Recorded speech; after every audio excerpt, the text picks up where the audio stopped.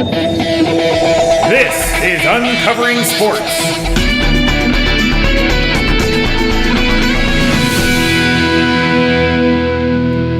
Welcome to the show. I'm Cactus Hamilton Barrett, alongside the returning Globetrotter, Brendan Coleman. He's been to Korea. He's been to Stanford, Connecticut. Now he's back home in the Uncovering Sports studio. How were the Olympics? Annyeong. Just something I picked up over there. Oh, okay. Yeah. Well, annyeong to you too. Well, the Olympics were pretty Annyeong. all right. Oh, okay. Yeah. Yeah, they were all right. They were all right. Nothing special. Any highlights in the second week that you want to bring home? Well, I think the biggest story is the women's hockey team. Absolutely. Took home the gold against Canada. Miracle 2.0, they're calling this. Or I'm calling this. We're all calling it that now. Okay. Canada had about as dominant a run as Russia did back in the 80s, and the U.S. came out on top once again. It went into overtime, then went into a shootout, then went into a sudden death shootout because it was tied after 5 shots. It was great. You don't make it more dramatic than that. It's literally impossible to get more dramatic than that. Yeah. So overall, maybe a weaker showing than the United States was hoping, but we got to go over big, over one of the most dominant teams. So I think it worked out in the end. Do you think maybe there was some kind of a trade that happened?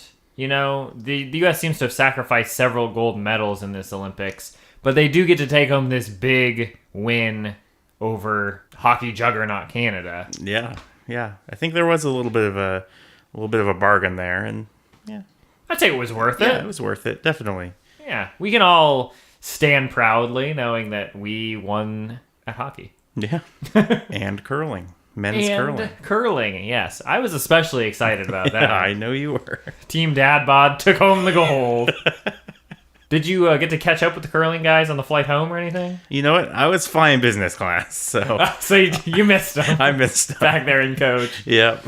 And in case you missed the story earlier this week, the U.S. curling team really did win the gold medal. We didn't make that up. That happened. And then they tweeted at Delta to see if they could get upgrades for them and their gold medals. Delta swiftly and promptly denied their request in public on Twitter because Delta knows that it sucks and it has an image to uphold. It was the least surprising thing of the week, I think. And if that was the least surprising thing of the week, then the second least surprising thing of the week is that we had just one more doping scandal. At least one more. The last one of the official Olympics season. We're now transitioning to post, or the in-between Olympics period. This one was on a Russian... What? No way. Bobsledder. They're choosing weird sports to dope in now. Yeah. Do they think they're not going to check, like, first it was curling, now it's bobsledding? Is getting jacked going to help for that second and a half that you're running before you jump into the bobsled? How much does performance-enhancing drugs assist with bobsledding? Well, you know what? It's a game of inches. All right, good point. A game of milliseconds. Yeah. They need to be dialed in. I guess it didn't say what he was pot for. Maybe they're just all, smoking meth beforehand. You never really know. Dials in the nerves. Yeah. I mean, I feel like cheating in bobsledding makes more sense than cheating in curling. That is unequivocally true. But they tried to cheat at both. Yep. What's your next guess for doping scandal? Which sport? Because someone's getting a medal taken away. Yeah. We're not done with this. I would love for it to be the Russian men's hockey team, which won gold. No, the Olympic athletes from Russia won gold. My apologies. Russia was banned. Russia was not in the Olympics. Maybe some ice dancers. Oh, yeah. I don't know. Has there been any doping in that yet? Oh, only time will tell. So I'm glad that the Olympics are over. Me too. They were fun for a minute. Now they're behind us. And now they're behind us. Closing ceremonies is kind of like Groundhog's Day, but you always win. It's like snapping out of a weird dream. Yeah. Let's go back to the NFL for a little bit. Sure. Because there hasn't been a whole lot of NFL news, what with, this Olympics blizzard swirling. Yeah. But there have been some off-season things happening. The most prominent of which I would say would be that the NFL announced some proposed rule changes. Yeah, some strange ones. Some odd ones. First, they said they will be, and this is about the 5th time they've said it, so they're really making it a priority. Sure. They're going to be reviewing the catch rule, which I believe we already perfected last week with our XFL rulebook. We did. And if you haven't read the XFL rulebook yet, go to uncoveringsports.com. You can find the story there. We put it all together, and we're going to be talking a lot more about XFL in just a few minutes. But let's talk about the NFL catch rule for a second. It's about the most muddled and confusing rule as possible from a fan's perspective, and from an official's perspective, and from a player's perspective and the league's perspective. Goodell says if you understand it, it's really not that hard. Sure. I guess when you're the only one that does. He likes to be the smartest guy in the room. He can hold this one thing over everybody's head. I know what a catch is. But they say they're going to simplify it. Sure. They went so far as to reverse some incomplete catches in seasons past. Yeah. Calvin Johnson caught it. Yep. Dez famously caught it, Yeah. vindicating all of us Cowboys fans out there. So do you get a ring or something for that? Yeah, do we get a retroactive Super Bowl win now? What good does changing it at this point do? You know what? Let's replay the rest of that game, rest of the playoffs. Yep, redo Figure the it season. out. Yep. Yeah, Patriots still win. Yep. Spoiler alert. The other new rule change proposal was to defensive pass interference. Right. They want to limit it to be a 15-yard penalty at most. And this is the head scratcher to me, because right now it serves a variety of purposes. Yeah, absolutely. I mean, it's there to cover up players' mistakes. That's the number one reason it The exists. biggest reason it's there, is to ensure that when a big play goes off, it goes off. Whether the guy actually catches it or if there's a miscommunication or a botch, they can still flub it, call pass interference, move the ball to the spot of the foul, and they don't have to rebook anything on the fly. Right. Limiting it in this way seems like the onus is on the players a lot more to not mess up. Yeah. And also seems like in the context of the game itself has weird repercussions, right? Because if it's a 15-yard maximum penalty, if the ball's thrown over 20 yards and you're beat, in theory, don't you just commit a penalty to limit the yards gained? Yep. Now every big play, fans are going to be yelling, why didn't you just tackle? Yeah, why didn't you commit pass interference? And maybe they're going to use it as a way to book some interesting angles, and I could see that, But I feel like it backfires more often than it doesn't in this scenario. Yeah. Right? I think maybe what they're going for, they love action. So by limiting the penalty yardage, there's more plays, there's more chances for the players to look good. Yeah. But it does... If you cover up a botch, let's say, you've still got all this extra ground to cover that you're not sure how you're supposed to cover. Right. And that's what I'm saying. Like, as the rule stands now, if you're supposed to throw the ball 40 yards and and someone messes up, they can just go pass interference. They move the ball at 40 yards. Now, you will only move it up 15. In the context of the game, that's going to change the play call. And in the context of the booking, and for time reasons and everything, that could really screw things up. And they're already very tightly booked games to begin with most of the time. What you might end up seeing is fewer pass interference and then just run that play back and have it work again. And just do it over. Yep. Oh, good. Yeah. The old let's just try it again spot. Works every time. I hate it every time. We'll have to watch this one and find out what they decide about it, because it's obviously going to be a big topic of discussion both by the NFL itself and by pundits across the press spectrum. Yeah, and this one's not set in stone yet. They might be just seeing how everyone reacts to it, and they might call the whole thing off. Who knows? You're right, exactly. You never know. It may just be a bunch of hullabaloo for nothing, Just a little trolling by Roger. He likes to troll anyway he He can. He doesn't have anything else to dip his media lands into right now, so he's got to do something. The other thing that I think we need to bring up is an interesting little tidbit that you uncovered last week while combing through some Super Bowl footage. Yeah. Gene Steratore, the head ref of the Super Bowl, was caught on mic calling a spot to the ref crew. This is a big gap. It is. I mean, you don't usually hear this kind of stuff, but it's great. Let's play the audio for you. Tom got hit hard a couple times. The inside is starting to heat up now. So we're going to work another 8 or 9 minutes. A physical right now as they go battling here. So he's clearly calling the next series of events here for the next several minutes. Yeah. Which is awesome because it gives us a glimpse into how, the refs manage the game, how the quarterbacks manage the game, how the story is told on the other side.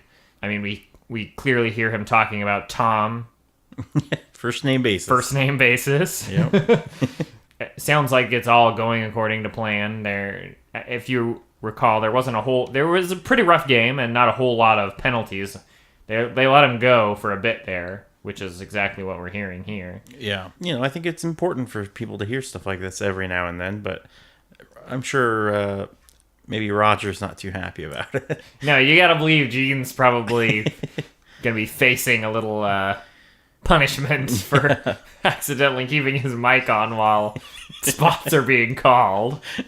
Rookie mistake. Kind of an awkward one. Yeah. Especially in such a big game. Yeah. Wow. But it happens. It does happen. We had so much, inside looks at the Super Bowl that somehow this one got missed until now. But there you go. I think we can call that world exclusive. Mm-hmm. Only here. Only on Uncovering Sports. We told you, we bring you all the dirt. And we also bring you XFL. Yeah. I think it's about time. If you've been listening to the show, you know what we're doing. Vince McMahon announced back in January that the XFL was coming back in 2020. But 2020 is a little too long for us to wait. Mm-hmm. And we think we can get it done quicker, better, stronger than even Vince can. So that's why we're fantasy booking the XFL over the next couple weeks. Last week, we started with the XFL rulebook that Brendan so adamantly tried to get into Vince's hands when he flew down to Stanford last week. How did you ever get a hold of him? You know what? I never got a hold of him. His phone was ringing once and then going straight to voicemail. Seems Must weird. Have been a service issue. Yeah. I think that's what is usually the case. Yeah. I did leave him several voicemails, so I'm sure he'll get back to me. He's busy. He's really busy. He's got 2 jobs now. He does. Got a lot on his plate. Well, we'll give you updates as soon as we can. I'm sure we'll hear back from him, get that rule book, get our questions about the code of conduct answered, move on. But for today, we've got to start setting up what every league needs to begin with. A draft. Oh, yeah. The XFL draft. The Uncovering Sports presents the XFL draft. And it's going to be coming to you on April 25th. I can't wait. The April 25th edition of our show will be our XFL draft. But before we can draft, I feel like we need a player base to draft from. Absolutely. You can't have a league without players. You got to have players. Yeah. We've talked about a few names in the past. Yep, we've thrown your Tebows, your Kaepernicks. Yep, I think we can. Well, Tebow's definitely going to the draft. After seeing that code of conduct last week, not sure Kaepernick's going to cut into this league. Something about that, some of the fine print in there. Yeah, it did feel a little directed toward certain players. But, maybe he'll go undrafted. He's going to be in the draft, though. We'll see if anyone picks him up. Let's add some players to the draft right now. Who you got? All right. Quarterbacks are the most important. Yep. I'm going to give you a very exciting quarterback looking for a job. You may not like him personally. Okay. Robert Griffin III. Oh, yeah. RG3. Browns legend. Browns legend. He's a good pick for the XFL. He's a good fit. He's an exciting player season. At quarterback, that's what it's all about. Any of the 8 XFL teams would be happy to draft him as their quarterback, I'd say. Who else you got? I'm going to mix it up a little. We've got enough quarterbacks for now. I mean, Can you ever have enough there's quarterbacks? never too many, but you do need a few other guys to fill in the holes. Sure. Exciting player, coming off one of the worst seasons imaginable, which I believe he had negative yards in the NFL, is Reggie Bush. Very hard to do, I might Very add. hard to do. He pissed someone off. Almost never see negative yards. Yep. I think it's safe to say he's done in the NFL after that embarrassing performance. Probably. They obviously don't want him. No, they do not. Not after posting negative yards. He's a pariah. Untouchable. Untouchable. And Reggie Bush is a former Heisman winner, projected as a top pick back in his day. It depends who you ask. I believe he had his Heisman taken away. Oh, right. That actually probably should have helped him out. Like, Heisman winners don't usually go on to have particularly stellar careers a lot of the time. But we don't know how Heisman winners do in the XFL. That's true. Tebow is going to be a first overall pick, Yep. I'm guessing. What if you get those guys on the same team? That's unstoppable. It's unstoppable. We might have to build the Hartford Heismans or something. I don't know. Okay, Reggie Bush is in. Mm-hmm. He's going positive in the XFL. Mm-hmm. Who else? Fill out a team. All right. I'll give you a receiver because quarterbacks need someone to throw to. Yeah. They can't run every play. They're not all Marcus Mariota. You can't always throw to yourself. That's true. This guy getting up there in age, but what you need is name value. This guy has several names. Wow. He had one name. He switched to another name. I think he's back at the original name now. Okay. But I'm going to call him by his most recognizable name, Ocho Cinco. Ocho Cinco. Baby! He fits in the XFL on name value alone. You can put that on the back of his jersey again. Mm-hmm. He's a character. He Hate Me Reborn. That's what the XFL I think is going to be built on, right? Is characters. RG3's got a good nickname. He's a good character. And Ocho Cinco is friggin' Ocho Cinco. Didn't he have like a reality show or something for a while? I think he did, yeah. Boom. Perfect. Cross promotion. It's probably not still on. Probably not. Pretty sure it's not. I think this show lasted longer. All right, that's a solid start to our offensive draft pool. Yeah. But, and this is going to come as a shock to everyone, offense isn't the only game in town. I think we Talking need about special defense. teams? Oh, wait, is there special teams in the XFL? Like one guy. I can't remember if we wrote that in or not. No. Okay, defense.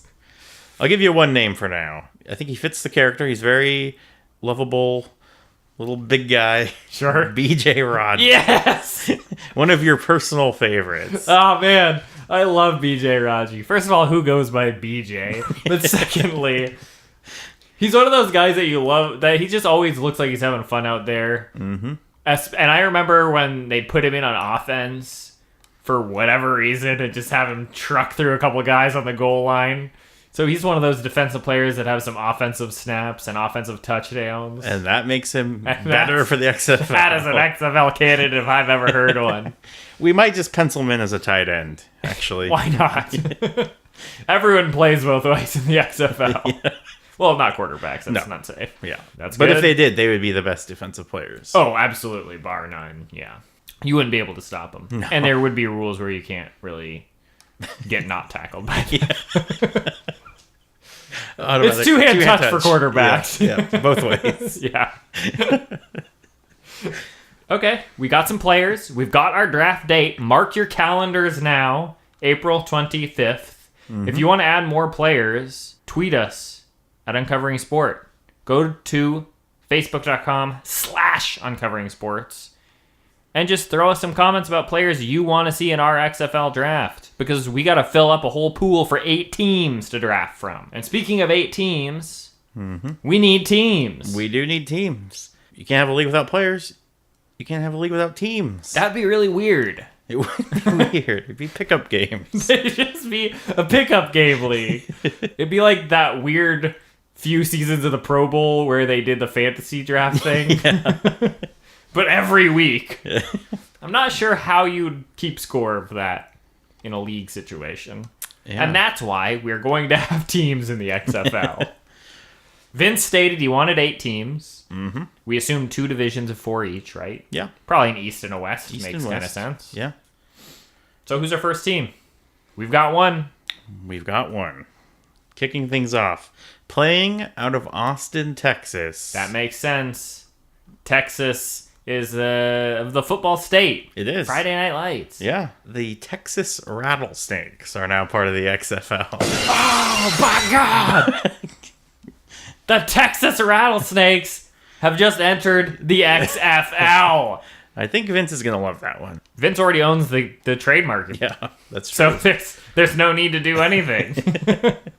The branding should be pretty easy. We'll start working on it immediately. The Texas Rattlesnakes out of Austin. You're welcome, Vince. He's listening. I'm sure he's listening. Oh, yeah. He's a friend of the show. Yeah. Listens every week. Friend of the show. Absolutely. So the Texas Rattlesnakes are our first XFL team. We've added a few players to our already growing pool of draft candidates in RG3, Reggie Bush, Ocho Cinco, and BJ Raji. But we need more players, and we need more teams. So every week, for the next 8 weeks, we're going to be adding another team. New team, more players, maybe some coaches, maybe some more backstories. That's going to take us up to April 25th, where we're going to have our XFL draft. We're also going to be taking applications for general managers for these teams. So if you would like to draft for one of our 8 XFL franchises on draft day, then you know what to do. We're on social media. Tweet us. Tell us you want to GM a team. Go to Facebook. Do the same thing. If you do it at both places, we'll have to take you seriously. And of course, you can also follow us on Instagram at Uncovering Sports. And if you like to listen to your podcasts on YouTube, we also have every episode on YouTube. That's going to do it for our show this week, I think. But make sure to tune in next week for more XFL coverage. So I believe we're going to be ramping up our baseball coverage, as I mentioned a little last week. In the meantime, tune into uncoveringsports.com every day for more updates, articles. We'll see you next week. Annyeong.